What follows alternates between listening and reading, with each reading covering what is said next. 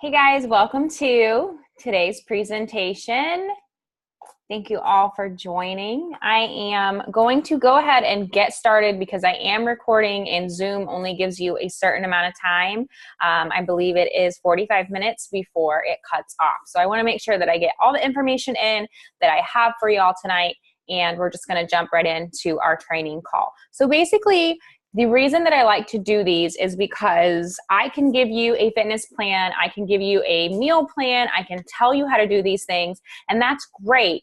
But if I don't show you the how and the why to these things, then I'm just giving you a Band-Aid. I'm just giving you a temporary fix, a temporary weight loss. So we're going to talk about all the things that we've been doing, all the things that we have been going over in our group, and all the things that you've encountered so far. And then we're going to talk about the how and the why, and why these things are the way they are, how they work, so that you can start getting a better understanding. That way, my goal is that by the end of this, you no longer have to trade your money for results. You don't have to pay someone to continue to coach you. You can do it on your own. And I think that that's my biggest mission and vision for my program, is empowering women with the information they need to be able to coach themselves and find other women on their journey who are also doing the same thing, so that you can find like-minded people to share with. So I'm going to go ahead and get started.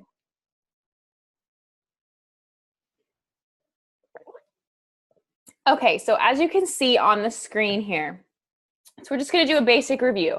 We've learned how to start macro tracking using MyFitnessPal and putting our food into MyFitnessPal so that we know what the macros are for the day, trying to hit our macro goal, and really focusing on that. We've learned about meal prep and meal planning and how that's important, and why that's important is because if we aren't planning ahead and we aren't preparing ourselves for our week, most likely we're setting ourselves up for struggle and for failure. And then workout basics. So you've started using the workout plan, you played around with it, you've been getting into the groove, and then accountability and check-ins. So you've been using the online Facebook group for accountability. You've been sending me your measurements, your photos, your macro snapshots, all of that. So you've been using all these things that we've done. You've been using them, it's working. A lot of you have been noticing that you're losing inches, you're losing weight, it's going great. So what we want to do now is we want to dive a little bit deeper into these things, how they work, why they work, and that way that you can start to understand them and how it all works together to bring it all full circle, so that by the end of my program, like I said, you'll be able to do this all on your own. So like I said before, if I just give you a fitness plan, and if I just give you a meal plan and I say, here's the workouts, do these, here's the meal plan, eat like this, I'm just giving you a Band-Aid. I'm not actually giving you a lifestyle change. I'm just giving you a Band-Aid. It really is. It's essentially a Band-Aid. And you know what? That's okay for some people and that's acceptable for them. But I think that the reason you ladies are here is because you want more. You've seen that there's more, you want to be able to get more out of this than just a temporary weight loss. You don't want to lose 30 pounds and then gain it right back, right? That's not the whole point of this. The point of it is to lose weight, get strong, get fit, get healthy, and feel good. So let's dive in. So the first thing I want to ask you is, why does it all matter? Why should you be doing this in the first place? So creating a new lifestyle is going to require a lot of effort. It's going to require a lot of consistency and some time. And I've been on my health journey for 4 years now. Really 4 years since I had my daughter, and really became more enthused about food and what kinds of things to eat to be healthy, how to train. And so, and yes, that is my child throwing a fit.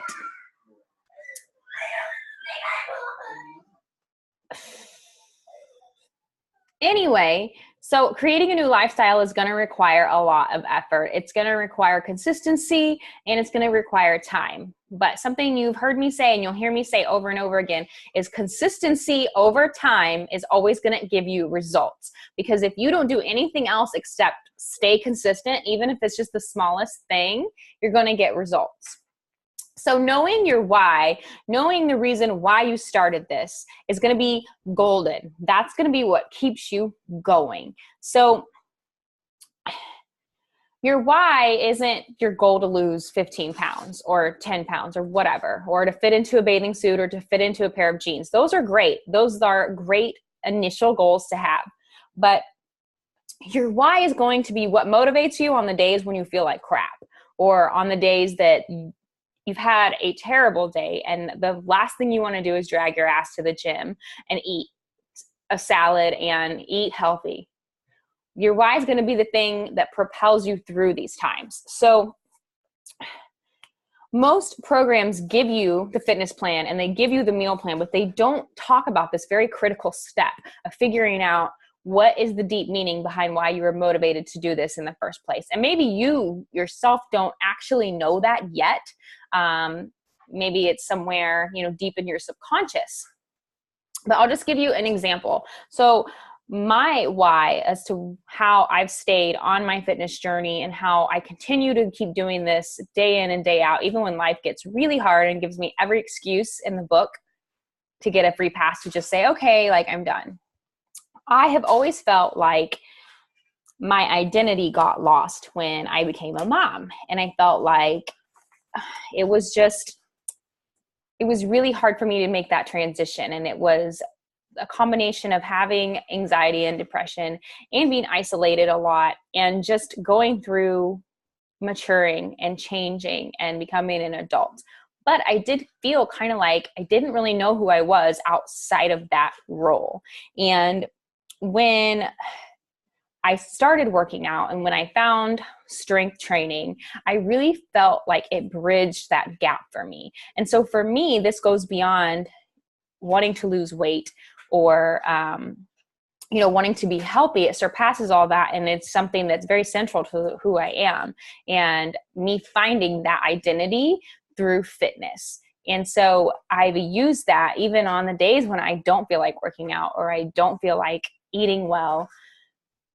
I keep it in the forefront of my mind that if I don't do this, if I don't continue this, I will start to feel lost again. And I will start to feel like I don't know where my life's going. I don't know why it matters. And I don't feel like I'm doing anything outside of, all my other roles, just not feeling fulfillment. And so for me, that's my why. That's why I keep going, because it is to maintain that identity. So by maintaining my identity and that fulfillment, it helps me even in the times, and lately there have been times, let me tell you, there have been times lately where I thought, okay, it'd be okay to give up now, but I don't, because I know what my why is. I know why I got started. For you, it might be different. It might be, a relationship. It might be that you have a career goal. It might be something like that. And it might take you a while to figure out what all those deep parts are, but we're going to work more together to figure that out. But I want you to start thinking about past the initial goal of I want to lose 10 pounds or I want to fit into these jeans.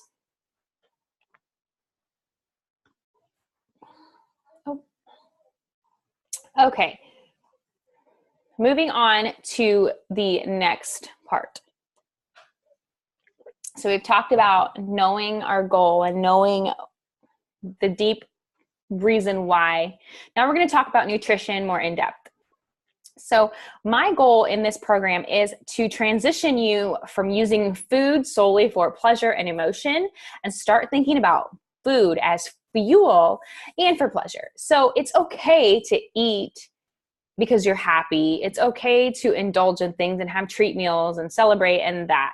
But I want to help transition your mentality from just using food for that reason and start thinking about food being the fuel for your body. And as you have started to exercise and be more active and challenge your strength in the gym through the strength training, you probably found that if you have a bad day of eating, it is really hard to get a good workout in. And that is on purpose. That is because your body cannot function properly, especially in resistance movements like strength training, unless you're eating well. That does not mean that you cannot have your favorite things. You absolutely can. And something that I've been even working on recently is incorporating fun things throughout the entire week so that on the weekend, I don't feel like, oh my gosh, I've been so on point and now I'm just going to eat this whole pizza. I'm trying to get away from that. And I have found that once I started thinking about food as predominantly fuel for my body, it has helped tremendously. So I like to say 80% of the time is your fuel. You want to fuel with whole foods, nutritious foods with plenty of protein, healthy fats, and lots of fruits and vegetables.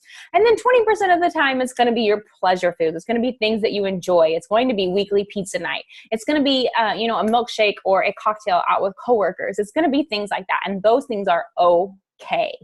And that is what I want you to start practicing, is that if you do have a cheeseburger and onion rings and a milkshake, it is okay. It's not the end of the world, and everything's going to be fine. And you didn't ruin your progress because you had that one meal or even that one weekend or even a 1 week where you didn't eat well, okay? So it's all about how you think about food and how you think about it. And we have been cultured, especially as women, to have this really negative relationship with how we eat, right? So if you're in a bad mood, you want chocolate. I did some research and actually found an article where they did a study on women during their PMS period, during the PMS phase, or, time of the month, whatever you want to call it. And they found that most of the women who were American, so they did this between American and European women, the American women all said that they craved chocolate. And the correlation between their cycle and when they craved chocolate was totally irrelevant.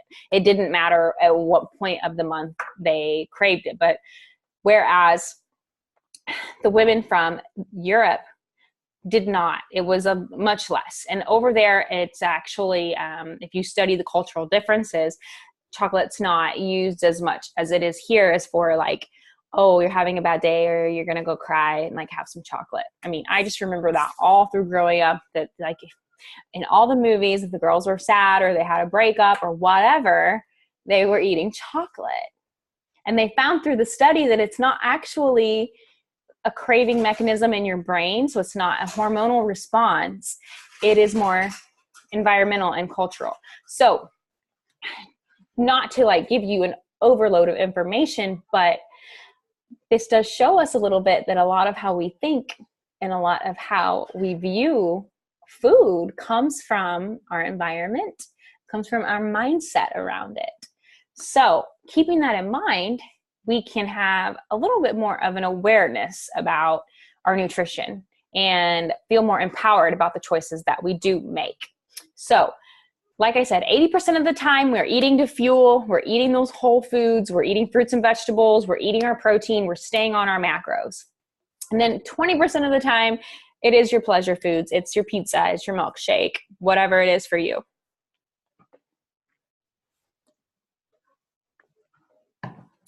So we've been using the If It Fits in Your Macros philosophy. So IIFYM, and flexible nutrition or flexible dieting, as you hear it most commonly referred to. I don't like calling it flexible dieting because I don't think of it as a diet. I think of it as literally whether you are trying to lose weight or gain muscle or just maintaining, it's flexible and it applies to whatever stage you're at. So we've been using IIFYM and flexible nutrition together. And for me personally, and what I think is that these are great first steps to make, but they are usually the hardest to transition into just because of all of the fad things that happen, right? Like clean eating and restrictive eating and only having a certain amount of calories a day. Like it's not customized. And what I love about IIFYM is that it's completely customized to your needs. And then we've also talked about why macro tracking works and why it's sustainable. And then the last thing is something that we have not talked about yet, and that is intuitive eating. And intuitive eating just means that you're not tracking, but you've used the tracking phase or, your experience with macro tracking. Now you know how to kind of eyeball your food. You know how to make those good choices. And now you're eating intuitively. You're eating very consciously. So my goal is for you at the end of the program to start to feel comfortable with intuitive eating. And for me, it has been a lifesaver to be able to eat intuitively, because sometimes macro tracking and just always plugging things in can be very overwhelming. So we want to make sure that we're working towards a sustainable goal. And intuitive eating, in my opinion, it's the sustainable goal. That's how you're going to be able to eat for the long term. So with all that being said, nutrition is queen. It means that it's the most important element to your results. It doesn't matter how much you train. It doesn't matter what else you do, really. If your nutrition is off, then you're not going to get the results that you want. So nutrition is always going to outweigh exercise. A lot of people think that, if they exercise, they can eat whatever they want. And that's just simply not the case.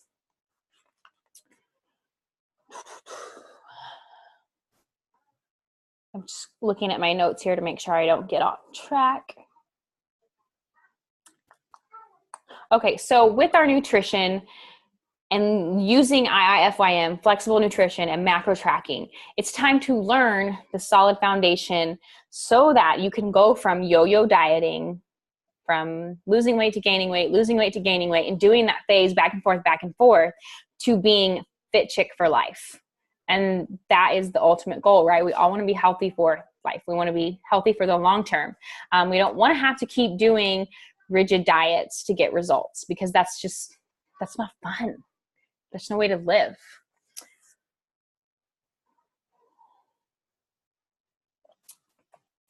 All right, so IIFYM, if it fits in your macros, is going to ensure that you're eating for your body's needs.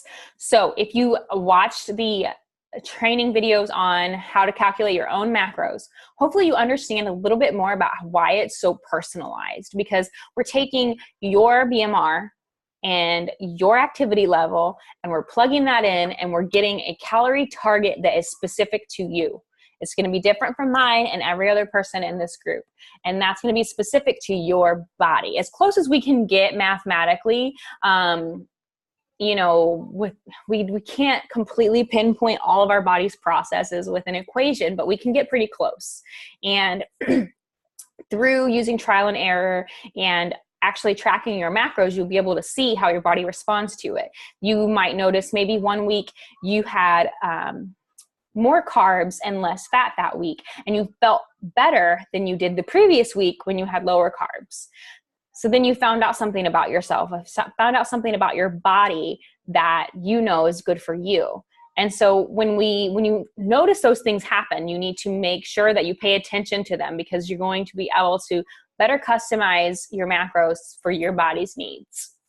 And then flexible nutrition gives you the permission to embrace your favorite foods. It gives you the permission to have a meal out with your friends, out to eat, and not feel guilty. And that's what is important through this, is to start letting go of the guilt and the guilt that surrounds eating.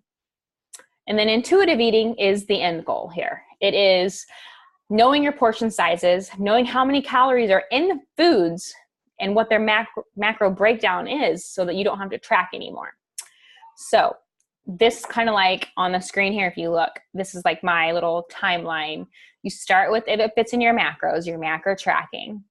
And then you progress to flexible nutrition, where you're tracking your macros, but you're also having your favorite things and you're not beating yourself up over it. You're mastering tracking. So you start to know, if you look at a plate of food brought to you from a restaurant and it has chicken, rice, and broccoli on it, you in your head have tracked to the point where you know the breakdown of what that meal is. And you'll be able to identify how much you can have of it, and what the macros are. Not exactly, but an approximation. And once you get to that point, you can be confident enough in your food choices that you can move on to intuitive eating. So we've talked all about nutrition. What about exercise? Isn't exercise a big component? And yes, it is a big component. But exercise is number 2, priority 2 in your results, because nutrition is queen, remember? So if you exercise, that does not mean you can eat what you want. And I used to think this actually like a long time ago, like when I was in college, like, oh, if I exercise, I can eat whatever I want that day. And that's just not the case. It comes down to how many calories you eat versus how many calories you burn. Excuse me. And if you are eating more calories in a day than you burn, then you will not be able to lose weight. So by now, a lot of you have even come to me and you've noticed, like, I know the reason why I wasn't losing weight before. I was eating way too many calories. Or the most common one is, oh my gosh, I'm not eating enough protein and I'm getting way too much fat. And that's causing an overage of calories, and you're starting to see what the problem is. And exercise does help you burn calories. Obviously, you are going to burn calories while you exercise, but it's not going to fix a poor metabolic process that is the result from eating a very high fat diet or a very high sugar diet. And that comes from an overage of calories. So you definitely can hurt your metabolism by eating too much of, either fats, unhealthy fats, or, too much of anything. Like, obviously, most of us know that. Most of us know that, you don't need that much. But what it boils down to is, yes, exercise does burn calories, but exercise isn't going to fix any of the processes in your body that come from poor eating. So let's just do an example. Let's say that you went throughout your whole day and you had all the food that you thought was healthy. Maybe you had like a treat meal and you ate roughly about 3,500 calories. I know that sounds a crazy amount, but most people actually eat quite a bit and they don't realize it. And then let's say you went to the gym and you did some cardio and did a little bit of like weights, not much because you didn't know what to do. And you burned about 500 calories. So then if you're in this mindset of I can exercise or I can eat what I want because I exercised, you use that mentality. You think that just because you went to the gym that day, you could eat whatever you want. So then you go home and you're like, you know what? I really want a donut, or I really want a milkshake. I went to the gym. I can have a milkshake, right? So you were at 3,000 calories for the day because you burned 500. You see where the disconnect is there. And then you decide you want to get, whatever, milkshake, whatever it is. I just use that as an example.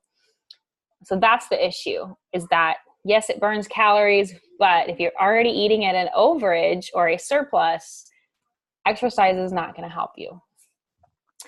And exercise can only do so much for you. Whereas your food quality and your calories and your quality calories are where is going to be the magic's going to happen. So, next. Mind over matter. So, and now that we know that nutrition is number 1 and that exercise is necessary, but it's not going to be the game changer, we need to talk about mindset. And it is the most powerful tool that you have. It is the most powerful thing that is going to get you through any program. And it's what stands between you and the end goal.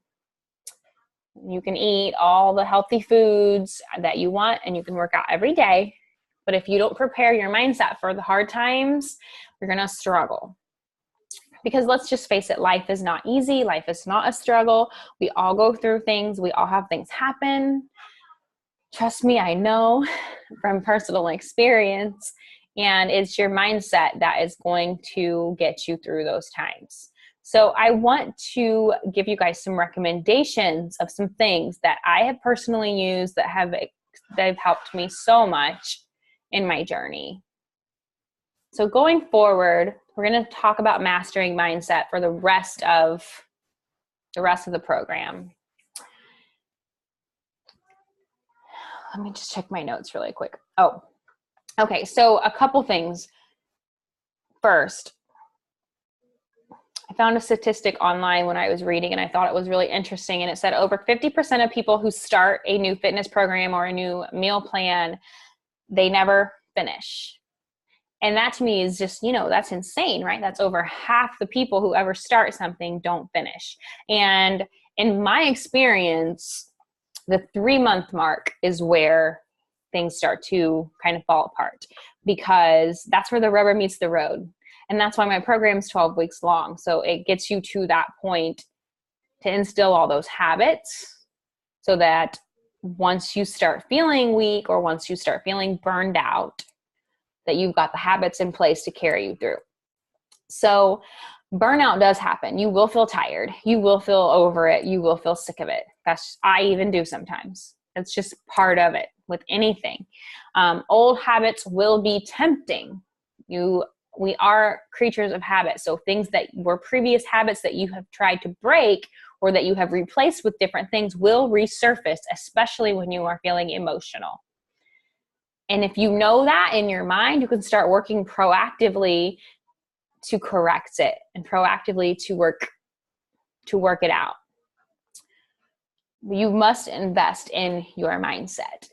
And so the first thing is knowing your goal. We already talked about this at the beginning, was knowing your why and digging deeper than losing 30 pounds. Dig really deep. Spend some time soul searching and thinking about, what does this really mean to you? 3 months from now, if you don't achieve your goals and if you don't make any progress, how is that going to feel? And use that to motivate you and to show you that you are worth it. And then daily affirmations are I am statements. So, the fake it till you make it philosophy of chanting or meditating on things that you are working towards or that you're hoping for. It can be like, I am strong, or it can be, I am doing a full push-up with no modification, or I am patient, I am intelligent. It just things that reinforce that positivity. And they've shown in studies that if you do this, people who do this are more successful at achieving their goal than people who do not. And I admit, I used to think that this was stupid. I used to think that it was just silly, and I never did it. And guess what? I got to a point where I wasn't progressing and I just felt like crap. And I listened to a training from a girl that is one of my mentors. And she said, you need to do these daily affirmations because you need to set yourself up for success. And you need to believe that you can. Because when you say these affirmations to yourself, you might not believe it. But if you start repeating it over and over again every single day, you're going to start believing it, and you're going to start manifesting the behaviors that it takes to reach that goal. And then personal growth, which I think is just super, super important. 10 to 15 days of reading or listening to something that is personal growth related. It can be, about fitness. It can be about parenting. It can be about career. It can be anything, but just something that challenges you on a personal level to grow as a person. And then the last thing is looking at the bigger picture. So commit to this for the long term. Do not say to yourself, well, I'm going to do this for 3 months with Kyla and then I'll just see what happens. Commit to do this for the long haul. Even if you hate working out, even if it's just not your favorite thing, that's okay. It doesn't have to be your favorite thing, but you do need to find a way to incorporate it into your life in a way that is going to get you to your goal, make you feel better, and be sustainable for months and months to come.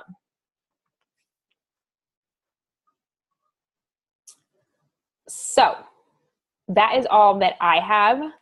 And I want to leave room for any questions that you guys have. So if you do have a question about anything that I talked about today, I will have this up in the group for the replay, and you can post your questions below the replay, and I will answer them. And other than that, I will see you all next week. I am going to have another training, and we will start a new topic. Can't wait. I hope you all have a great weekend, and thank you guys for spending some time watching this. I hope it helps you, and as always, let me know if you have any questions.